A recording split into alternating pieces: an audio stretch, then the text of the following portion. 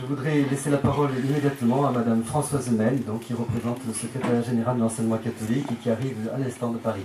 Merci de votre venue chez nous. Merci infiniment pour votre invitation.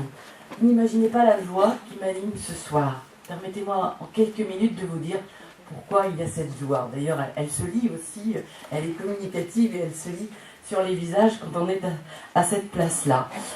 Dans nos métiers difficiles, il y a des moments forts où nous pouvons nous dire « Ah oui, là, on est sur la bonne voie.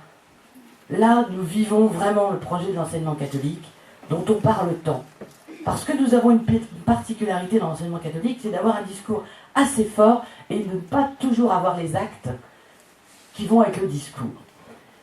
Donc l'arrivée de votre projet est tout à fait un de ces moments forts dans nos métiers. Et la première rencontre que nous avons eue entre le secrétariat général et votre projet, c'est la lecture du projet lui-même écrit. C'est une façon de se rencontrer, c'est une première rencontre.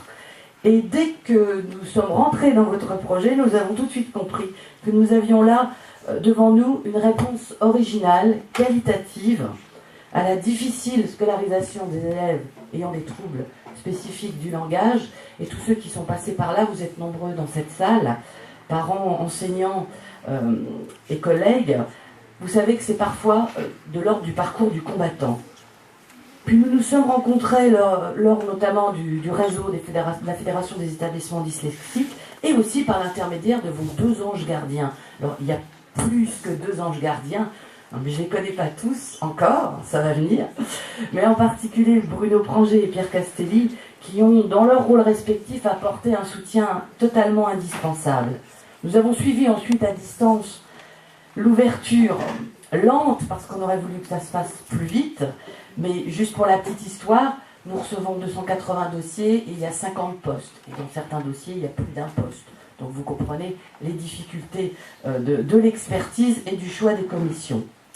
Vous ouvrez avec d'autres établissements, vous n'êtes pas seul, mais vous ouvrez avec d'autres établissements des chemins qui sont encore trop peu répandus.